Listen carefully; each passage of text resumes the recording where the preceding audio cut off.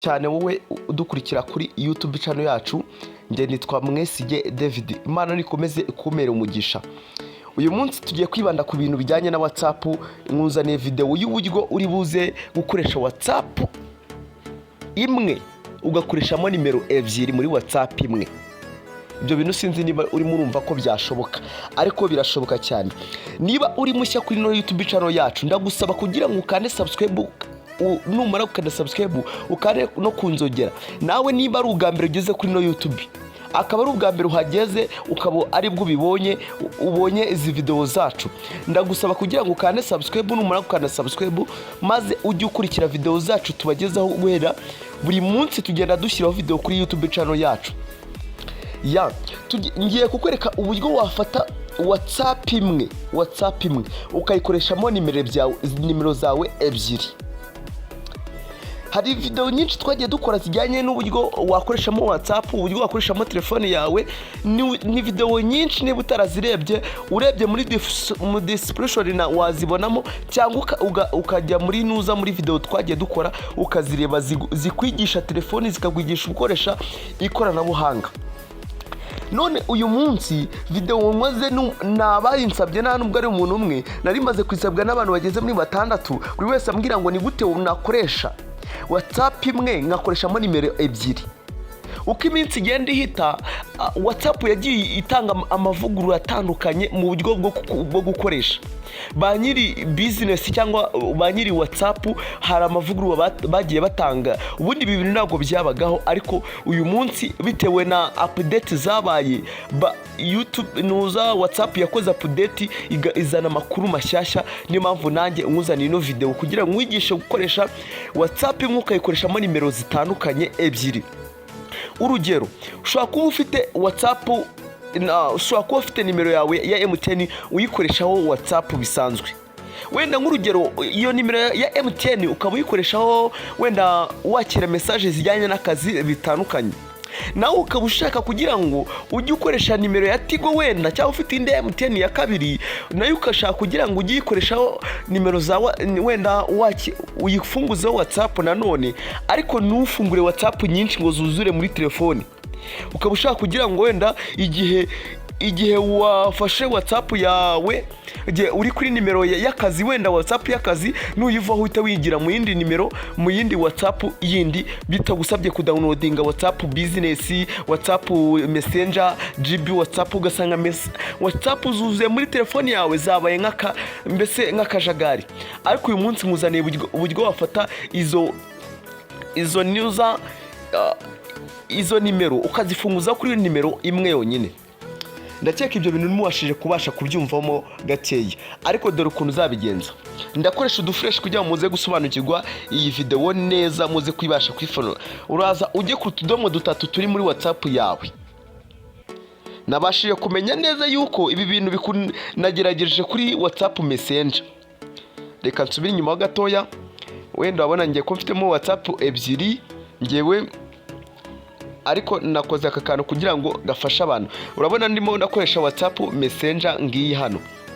Okay, ndazanye kandeho. Nimara kwikandaho nze ahantu hameze nk'uko nguko. Ndahita ndagira muri WhatsApp wanjye bisanzwe. Reka mvuga ngo iyi WhatsApp ngezemo ni y'akazi, ariko ndashaka gufungura indi WhatsApp kuri no WhatsApp. Ndashaka gufungura indi nimero kuri WhatsApp nanone, nzaza nkoresha zanjye, wenda nakira message z'inshuti zanjye zisanzwe, apana WhatsApp y'akazi. Yego, nk'urugero nk'abanyamakuru hari WhatsApp baba bafite bo bahuriraho. Umunyamakuru hari WhatsApp afite ya radio runaka, yubandikiye bo bandikiye kuri radio yabo bisanzwe, kuri nuza kuri WhatsApp ya radio. Ariko hari igihe nawe bashaka gukoresha WhatsApp ye bwite kugira ngo abamwandikiye b'inshuti ye, apana abandi bantu bakurikira urwo rubuga runaka bajye babasha kuganira mu buryo bw'isanzwe, apana WhatsApp y'akazi, kuko WhatsApp y'akazi ibikorerwaho n'abantu batandukanye. Uzaza ku tudomo 3 turi hano hejuru ahangaha, nurangiza udukandeho, uze ku ijambo ryitwa setting. Dore ngiyi Okay, turagenda gake. Impamvu ndimo ndagenda gake, hari abantu bambwiye ngo hari igihe ukora ibintu wihuta ukagira ngo ukuri kubyumva ariko natwe turi kubyumva bikatunanira, twaba turimo turabikora tugasanga hari ibyo wavuze wihuta ntitubashe kubisobanukirwa. Ariko uyu munsi ndagenda gake, ndetse n'izindi video ngiye kujya ngenda basobanura buri kantu ku kandi Okay, ukanda hano handitse setting, ngiyo numara kwikandaho urategereza gato. Nizere ko mwarebye video y'uburyo twabasobanuriye y'ibi bintu byose ubona aha ngaha. Sorry gato. Nizere ko mwabonye video yo gusobanukirwa utu tuntu twose turi hano, uburyo uri online nibabashe kubibona, uburyo usoma message zawe nibazibone, nibamenye ko wasomye message, uburyo bwinshi cyane ubwo kurinda WhatsApp ye ntihagire umuntu yinjiramo, uburyo gufata hari akandi kantu nzabigisha kaka kantu ka hano hari account nzakabigisha gato, ntago ariko katuzanye aha ngaha.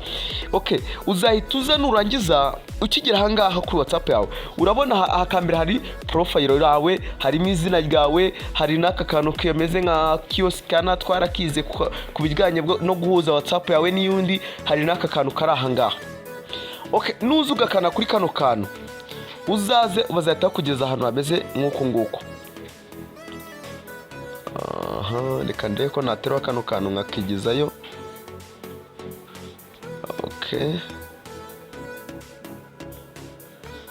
Okay, nakazamuye.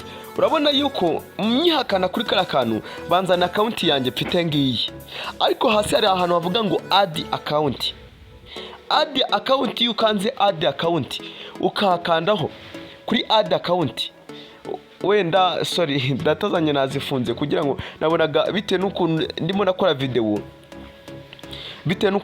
video, nabonaga na recordingaga bigata bihagarara, ariko wenda reka gatoya muremo na WhatsApp nongere nijyemo, nanze gufungura data kugira ngo mbijyemo, kuko iyo mfunguye data zitazi bite n'igihe maze natazifungura, hari ibintu byinshi bizamo bikamvanga na telefone yanjye ikagenda gakeya bigatuma nkora video bititonze. Niyo mpamvu nazifunze kugira ngo nkore video nitonze.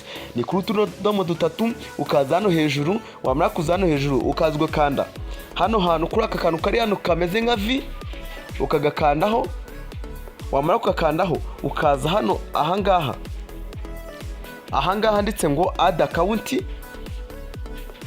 account, uraza uhakandi. Numara kuhakanda urahita uhinguka handi ugifungura WhatsApp mbere na mbere. Iyo urimo urafungura WhatsApp yawe wifungura, niba warabashije kwifungura WhatsApp yawe n'ubundi hari n'ingisi irakunanira, ugikanda ngo add account bahita kugeza handi ho gushyiramo ngo shyiramo nimero yawe ya telefoni. Numara gushyiramo nimero ya telefoni wohereze kode kuri iyo nimero, niba mara kuza kode uyinjiremo. Numara kwinjiramo ukamara kwinjira muri WhatsApp yawe bisanzwe. Noneho kugira ngo ujye ugaruka kuri WhatsApp yawe yindi y'akazi, uzazuza n'ubundi ukande kuri tuno domo dutatu, uzahangaha ugikanda kuri kano kantu akangaka n'ubundi akakara ahangaha ukigakandaho. Bazaza nkuko ahangaha uri kubona ngo bari kunyereka WhatsApp, uri kubona bari kunyereka ibi ngibi, iyi taburo iri hano, bari kunyereka iyi taburo iri hano iyi. Nawe ukimara kuza ahanga uzaza ubona WhatsApp y'akazi, WhatsApp yindi yawe bisanzwe. Ubwo rero niba nawe wari ufite icyo kibazo, nizere ko umaze gusubizwa n'iyi video. Ndabakunda cyane. Niba ari ubwa mbere ugeze kuri no YouTube channel yacu, ndabigusabiramo nagusaba kugira ngo udushyigikire ukande subscribe. Kandi niba ushaka kugira ngo wige telefoni, wige uburyo wabyazamo imbuga nkoranyambaga umusaruro cyangwa ukoreramo amafaranga, kurikiraho YouTube izakugezaho buri video, buri uko dukora video buri munsi igana natwe kandi ujye ubana natwe. Niba ushaka wari video tuzanagukorera bitubwire tuzayigukorere. Ndabigushimiye cyane. Nitwa David MWESIGYE. Niba ushaka kutwandikira kuri WhatsApp twandikire, tunagushyira muri groupe uzaza ubasha kwakiramo video zacu za buri munsi duhora tubagezaho. Ni 0784131323. Imana ibamere ubugisha. Reka tuzasubire muri video z'ubutaha. Ndabakunda cyane. Ciao ciao.